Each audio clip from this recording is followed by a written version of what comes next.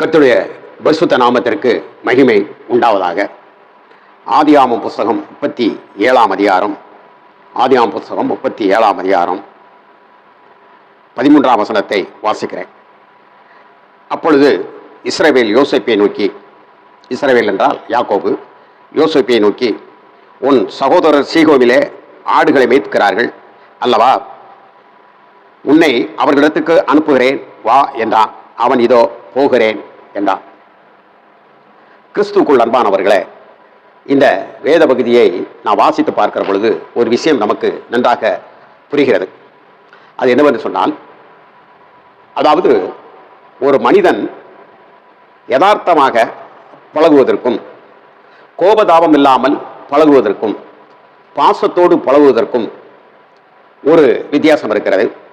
அதே நேரத்தில் ஒரு மனிதன் வஞ்சகத்தோடு பழகுவதற்கும், தன்னை மனதில் ஒன்றை நினைத்து வெளியே ஒன்று சொல்வதற்கும் அவர்களுக்கு அதற்கு என்ன காரணம் என்றால், ஏதோ ஒரு வகையில் அவர்கள் மனது பாதிக்கப்பட்டு கோபத்தில் இருக்கிறார்கள் என்று பொருள். பரிசுத்த வேதாகமத்திலே பிரசங்கி புத்தகம் 7:9 வாசித்து பார்த்தால், உன் கோபத்தை நெஞ்சியில் வைத்துக் கொள்ளாதே, சீக்கிரமாக கோபப்படாதே. கோபம் ஒரு மனிதனுடைய நெஞ்சத்தில் இருக்கிற பொழுது அவனை ஒரு சீர்கேடான பாதையில் அனுப்பிவிடும். கோபமே படக்கூடாது என்று சொல்லவில்லை வேதம். கோபம் ஒரு மனிதனுக்கு வர வேண்டும். அப்படி என்றால் தான் தன் பிள்ளைகளாவது, தன் உடன்பிறப்புகளாவது, தன் சபையாகிலும் செம்மையாக சீராக நடத்த இயலும். ஆனால் அந்த கோபமானது மனதில் குடிகொண்டிருக்குமானால், தெய்வம் வாசமாய் இருக்க வேண்டிய இடத்தில், கர்த்தருடைய வேத வசனம் வாசமாய் இருக்க வேண்டிய இடத்தில் கோபம் குடிகொண்டிருக்குமானால், அந்த கோபமானது மனித கொலபாதகத்தையும் தேவையில்லாத செயலையும் பலவிதமான நம்முடைய வாழ்க்கையில் பூரணம் அடைய வேண்டியதை தாறுமாறான ஆக்கக்கூடியதாகவும் அது மாறிவிடுகின்றன. ஏனென்றால் சொல்லப்போனால், கோபம் ஒரு பொழுது சாய்கின்ற நேரத்திலே அது போய்விட வேண்டும். நாம் நித்திரைக்கு செல்கின்ற போது இந்த கோபமானது அது மனதுக்குள் இருந்து கொண்டே இருக்குமானால், காலையில் எழுந்த உடனே பழி வாங்குவதற்கு அது பாவமாக பாய்ந்து கொண்டிருக்கும். ஒரு கோபம் பொழுது சாய்வதற்கு முன்பதாகவே ஒரு மனிதன் மேல் வைத்திருக்கக்கூடிய கோபம் போகவில்லை என்று சொன்னால், அது இரவு நித்திரையிலேயே அது மிகவும் வீரியம் கொண்டு காலையிலே அது பாவத்தை நோக்கி கொலை செய்வதற்கு ஏதுவான ஒரு நிலையிலே அது கொண்டு செல்கிற ஒரு அனுபவத்தை நாம் பார்க்க இயல்கின்றன. ஆகினால்தான் கோபம் கொண்டாலும் பாவம் செய்யாதிருங்கள், உங்களுடைய கோபம் பொழுது சாய்வதற்கு முன்பதாகவே, சூரியன் அஸ்தமிப்பதற்கு முன்பதாகவே அது இல்லாமல் போய்விட வேண்டும் என்று சொல்கிறார். வேதத்தில் பார்க்கிறோம், அதாவது முன் கோபப்படுகிறவனுக்கு தோழனாயிராதே, நீ மூடனாய் போய் விடுவாய், இல்லை என்றால் ஏதாவது ஒன்றிலே மாட்டிக்கொள்வாய். அடிக்கடி கோபப்படுகிறவன், தாமதமில்லாமல் கோபப்படுகிறவன், விரைவாக கோபப்படுகிறவன், அவன் ஒரு அது அடிக்கடி அப்படியே வந்து வந்து வந்து வந்து பின்பு அது மன வியாதியை போல அது அவனுக்குள்ளே வந்துவிடும். அப்பொழுது எப்பொழுது பார்த்தாலும் அவனுடைய கோபம், அவனுடைய முகக்குறியானது ஒரு சுருக்கம் சீக்கிரமாக வந்துவிடும். ஒரு முகம் பளபளப்பு இருக்காது. தேவையற்ற ஒரு வயதோகிய நிலையை அது தாண்டவமாடி செல்கின்ற ஒரு காட்சியை பார்க்க முடிகிறது. ஆகவே கோபப்படுவது, அதான் ஆண்டவர் சொன்னார், தன் சகோதரரை பார்த்து மூடனே என்று சொல்லுகிறவன். அதாவது கோபத்தில் நாம் என்ன சொல்லுகிறோம் என்பது கூட நமக்கு தெரியாது. கோபத்தில் நாம் என்ன செய்கிறோம் என்பது நமக்கு புரியாது. கோபத்தில் எந்த ஒரு மனிதனும் கோபமாக இருக்கிற பொழுது முடிவெடுக்கக்கூடாது. அப்படி முடிவெடுக்கக்கூடியவைகள் எல்லாம் தீமையாகவும் அது ஒரு வேதனையாகவும் அது மாறிக்கொண்டே இருக்கும். இன்றைக்கு நாடுகள் சமாதானம் இல்லாமல், ஒற்றுமை இல்லாமல் வாழ்ந்து கொண்டு இருப்பதனுடைய அடிப்படை என்ன என்றால், கோபத்தில் எடுக்கக்கூடிய முடிவானது அதற்கு பின்பு சதா காலமும் நாசமடையக்கூடிய ஒரு அணுக்குண்டாக, ஒரு அணு உலையாக உலகமானது மாறிக்கொண்டிருக்கக்கூடிய ஒரு காட்சியை பார்க்கிறோம்.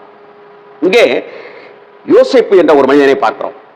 இந்த யோசேப்பை நீங்கள் வேதத்தின் வழியாக பார்க்கிற பொழுது, இங்கே வேதத்தை ஆராய்கிற பொழுது, அவன் ஒரு யதார்த்தவாளியாக இருந்தான். அவன் தன் மனதில் பட்டதை அப்படியே சொல்லிக் கொண்டிருந்தான். தன் தகப்பனுக்கு என்ன போதித்தாப்பிலையோ அந்த போதனைகளை மிக சரியான முறையிலே அதை கை கொண்டு நடந்தபடினால், அந்த தகப்பன் போதித்த அந்த கட்டளைக்கு அந்த மாறாக துன்மார்க்கமாக நடந்து கொண்டிருக்கக்கூடிய தன்னுடைய சகோதரர்களை அவன் தன் தகப்பனிடத்திலே போய் யதார்த்தமாக சொன்னான். தன் தகப்பன் அவர்களை திருத்துவார், அவர்களை கண்டித்து உணர்த்துவார். ஆகையினாலே நம்முடைய குடும்பம் நம்முடைய தகப்பன் பின்பற்றுகிற தெய்வத்திற்கு ஒரு சாட்சி இல்லாத ஒரு வாழ்க்கை வாழாதபடி அது ஒரு நன்றாக, அது ஒரு நிம்மதியாக, அது ஒரு பரிபூரணமாக இருக்கும் என்று சொல்லி அவன் நினைத்து யதார்த்தமாக சொல்லிக் கொண்டு வந்தான். அதே நேரத்தில் தேவன் அவனுக்குள் வெளிப்பாடை வைத்திருந்தார். அந்த வெளிப்பாடுகளையும் சொப்பனத்தின் மூலமாக தேவன் தனக்கு சொன்னவைகளை அவன் சொல்லிக் கொண்டிருந்தான். இதெல்லாம் வேதத்தில் வாசிக்கிறோம். அது என்னென்ன சொன்னார் என்று சொல்லி உங்களுக்கு தெரியும்.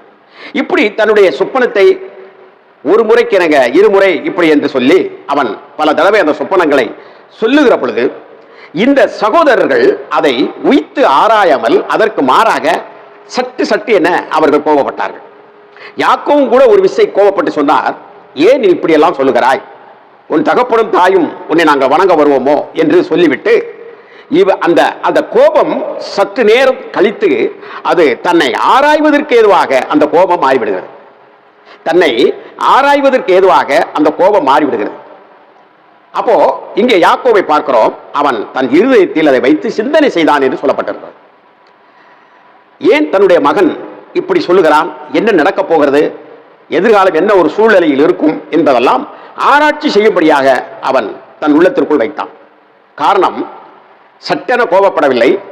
அந்த பட்ட கோபத்தையும் கூட தன் இதயத்தில் ஆழமாக அவன் பதித்து வைக்கவில்லை யாக்கோபு. இது மிக முக்கியம். அப்போ அதை குறித்து தன் இதயத்தில் வைத்து அவன் ஆராய்ச்சி செய்தான். தன் மகனுக்கு இப்படிப்பட்ட சொப்பனம் வருவதனுடைய அர்த்தம் என்ன? அன்று அவன் ஜெபித்திருக்கலாம், அல்ல வேற ஏதாவது அவன் கேட்டிருக்கலாம், அதற்கு பதில் இல்லாமல் கூட இருந்திருக்கலாம்.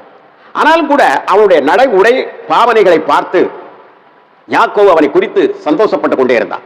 மற்ற பிள்ளைகளுக்கெல்லாம் ஒரு நல்ல சொப்பனம் வருதா, ஆட்டத்திருத மாதிரியும் மாட்டத்திருத மாதிரியும் சிங்கம் பாயிற மாதிரியும் காணாம போகிற மாதிரியும் இப்படித்தானே வருது, இவனுக்கு மாத்திரம் ஏன் இப்படி வருகிறது என்று சொல்லி அதை தன்னுடைய சிந்தையில் அவன் வைத்துக் கொண்டிருந்தான்.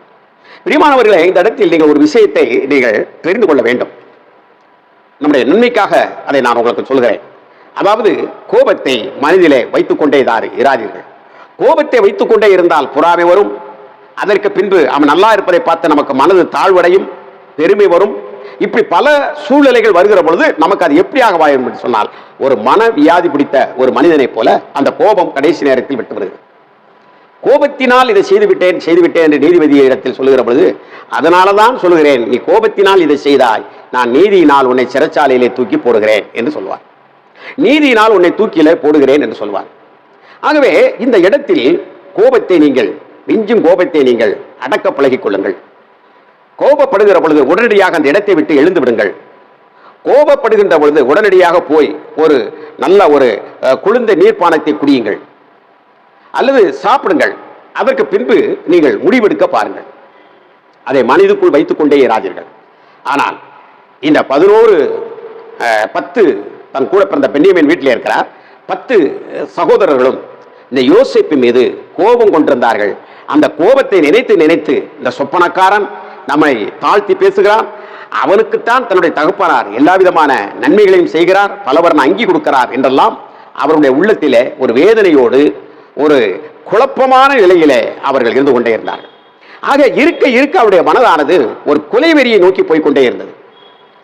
அந்த கோபம், சரி தம்பி காலையில் சொன்னார் என்று சொல்லி ஒரு கேலியாக சிரித்து விட்டு போகாமல், அந்த நேரத்தில் ஒரு அடிகோடு அடித்து விட்டு போகாமல், அதை மனதில் வைத்து வைத்து வைத்து தூரமான இடத்தில் ஆடு மேய்த்துக் கொண்டிருந்த தூரமான இடத்தில் ஆடு மேய்த்துக் கொண்டிருந்த அங்கும் போய் கூட அவர்கள் மல்லாக்க நட்சத்திரத்தை பார்த்து கொண்டு இந்த கோப கனலில் தான் அவர்கள் இருந்து கொண்டே இருந்தார்கள்.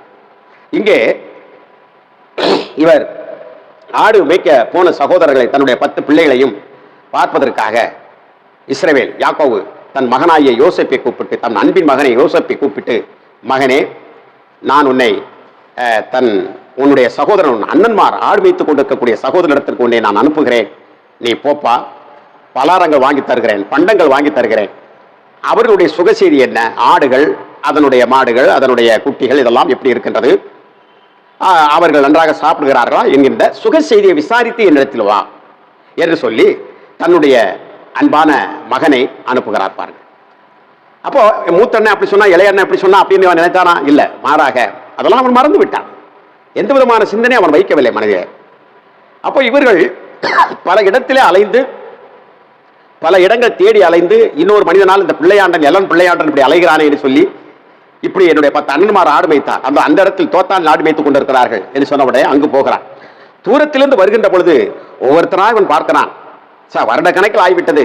ரூபன் அண்ணன், சிமியோன் அண்ணன், யூதா அண்ணன், லேவி அண்ணன் இவர்கள்லாம் எப்படி இருக்காங்க, வளர்ந்து வளர்ந்து நல்லா இருக்காங்க, குழு அண்ணன் மாறுக அப்படின்னு சொல்லி சந்தோஷத்துல இவன் போய் கொண்டிருக்கிறான். ஆனால் அங்கே அவர்களோ சொப்பனக்காரன் வருகிறான். பாருங்கள், அந்த கோபம் மனதிலே கழிந்து போகாமல் உறைந்து அந்த கோபம் இருக்கின்ற காரணத்தினாலே அந்த கோபம் என்ன செய்கிறது என்றால் கொப்பளித்து கொலை செய்வதற்கு நேராக வருகிறது. வரட்டும், இவனை கொண்டு விடுவோம் என்று அவர்கள் ஆலோசனை பண்ண, அதில் சில நபர்கள் என்ன செய்தார்கள் என்று சொன்னால், இல்ல இந்த பாங் கிணத்துக்குள்ள தள்ளிடுவோம், தண்ணி இல்லாத ஒரு குழியில தள்ளிடுவோம் சொல்லி அங்கிருந்து வருகிறோம் அண்ணான்ட்டு வந்தான் வாதம்பின்னு சொல்லி தூக்கி கிணத்துக்குள்ள அந்த பாங் கிணத்துக்குள்ள குழியில தூக்கி போட்டாங்க. பாருங்க, நீங்க நல்லா யோசித்து பாருங்க. அண்ணா அண்ணா அண்ணான்னு அவன் கதறான்.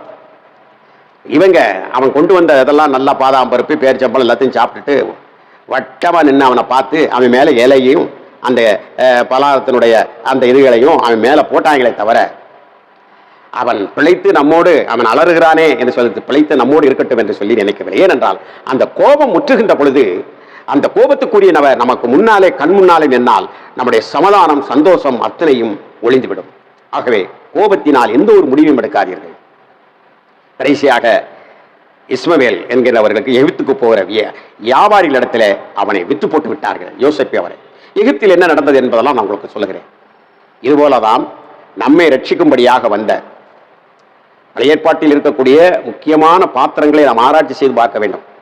புதிய ஏற்பாட்டின் வழியாக அதை ஆராய்ச்சி செய்கின்ற போதுதான் நமக்கு தெரியும், நம்மை ரட்சிக்க வந்த கர்த்தராகிய இயேசு கிறிஸ்துவை அவர் நன்மையான வழிகளை 6 சீடர்கள் இழுத்து போட்டு அருமையான தத்துவங்களை நன்மையான வழிகளை அவர் சொல்லுகின்ற பொழுது, அவர் அதை செயலிலும் செய்து கொண்டிருந்த பொழுது எல்லோரும் சந்தோஷப்பட்டார்களா என்ற இல்லை, ஒரு குரூப்பு சந்தோஷப்பட்டது. ஆனால் ஒரு குரூப்போ அவரை கொன்றுவிட வேண்டும் என்றுதான் நினைத்தார். அவரை குழிக்குள் தூக்கி போட்டார்கள், அவரை காவலறையில் போட்டார்கள், அடித்தார்கள், நொறுக்கினார்கள். கடைசியாக அவரை நம்முடைய கர்த்தராகிய இயேசு கிறிஸ்து கொண்டு வந்த ரட்சிப்பெல்லாம் இலவசமாக இலவசமாக இலவசமாக பெற்றுக்கொண்ட நீயும் நானும் அவரை இன்றைக்கு எந்தெந்த இடத்துல விற்று போடுகிறோம்? வியாபாரம் செய்கிறவர்கள் வியாபாரத்துக்காக விற்று போடுகிறோமா? சுகம் வேண்டும் என்று சுகத்துக்காக விற்று போடுகிறோமா? யோசித்து பாருங்கள்.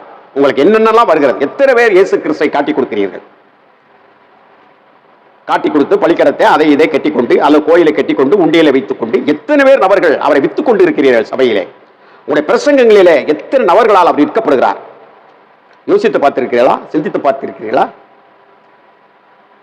இது இன்னொரு பகுதியாக இருந்தாலும் கூட பிரியமானவர்களே, அந்த கோபத்தினுடைய கொடூரத்தினாலே அவர்கள் எகிப்துக்கு அவனை விட்டு போட்டார்கள். ஆகவே கோபம் உங்களுக்குள் இருந்தால் நீங்களும் உங்களுடைய பிள்ளைகளும் உங்களுடைய சகோதரர்களும் உற்றார் உறவினர்களும் பெற்றார்களும் சமாதானமாக இருக்க வேண்டும் என்றால் கோபம் நல்வழிப்படுத்துகிற ஒரு சிகிச்சையாக இருந்து அந்த கோபத்திலிருந்து அது ஆற்றப்பட்டு மீண்டும் அந்த ஐக்கியம் உங்களுக்குள் இருக்கிற பொழுதுதான் இரு சகோதரர் ஒருமித்து வாசம் பண்ணுவது எத்தனை சந்தோஷம், ஆஹா எத்தனை மகிழ்ச்சி. அந்த அடிப்படையில் சிந்தியுங்கள். கோபத்தோடு எந்த முடிவும் எடுக்காதீர்கள். அடிக்கடி திடீரென கோபப்படுகிறவர்களே, முன்கோபப்படுகிறவர்களே, இது எவ்வளவு காலம் இருக்கிறது என்பதை ஆராய்ந்து இந்த வசனத்தை கேட்டுக்கொண்டிருக்கிற நீங்கள் சீக்கிரமாக அதற்கு ஏற்ற ஒரு மனம் திரும்புதலை கர்த்தரிடத்தில் பெற்றுக்கொள்ளுங்கள். இல்லை என்றால் நீங்கள் ஒரு மன வியாதி உள்ளவர்களாக மாறிவிடுவீர்கள் என்பதில் மாற்று கருத்து கிடையாது. ஆகவே கோபத்திலிருந்து விடுபடுவோம். கர்த்தர் நம்மளை ஆசீர்வதிப்பாராக. ஆமென், ஆமென்.